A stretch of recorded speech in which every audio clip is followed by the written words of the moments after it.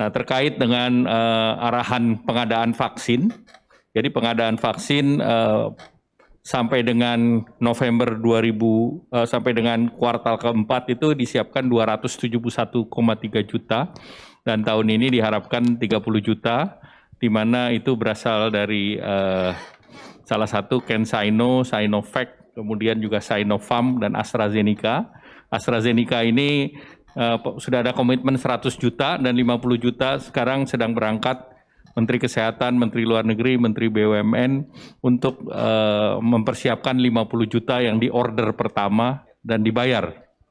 Kemudian yang berikut berbasis kepada Bio Farma yang mengadakan dan pemerintah sudah menurunkan Perpres dan ini adalah untuk pengadaan vaksin.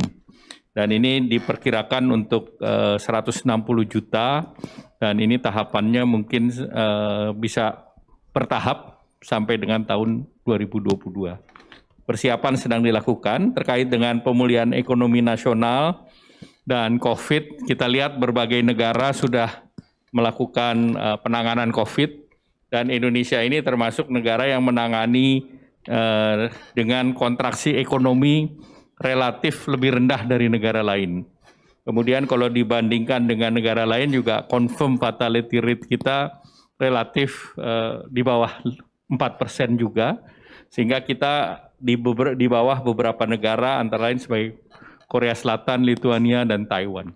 Jadi kita ini termasuk top 5 yang bisa menangani secara berimbang antara COVID maupun pelunakan ataupun penurunan kontraksi ekonomi.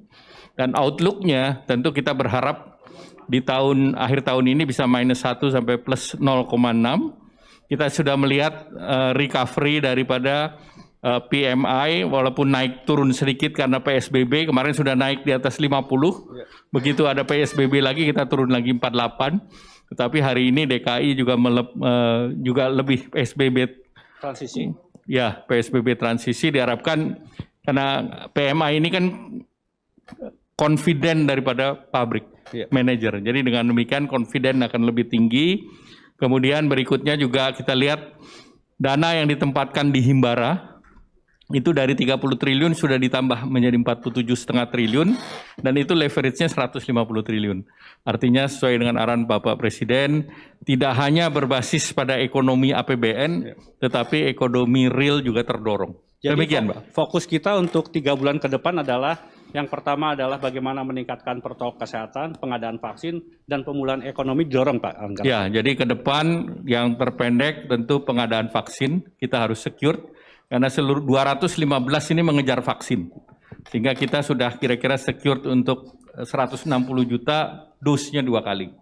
Kemudian pemulihan ekonomi dalam bentuk menggelontorkan sektor UMKM sudah hampir 100% pemulihannya dari dananya. Kemudian sektor korporasi juga didorong dan kemudian tentu reform struktural menyiapkan untuk mendorong lebih daripada transformasi secara struktural keseluruhan. Artinya dengan kebijakan seperti ini di kuartal keempat diperkirakan ekonomi kita sudah kembali positif begitu Pak Erlangga? Kita berharap minimal masuk trennya positif atau kurvanya seperti huruf V dan ujungnya antara -1 sampai 0,6 minimal target kita netral. Netral itu reset atau restart balik ke titik nol. Baik.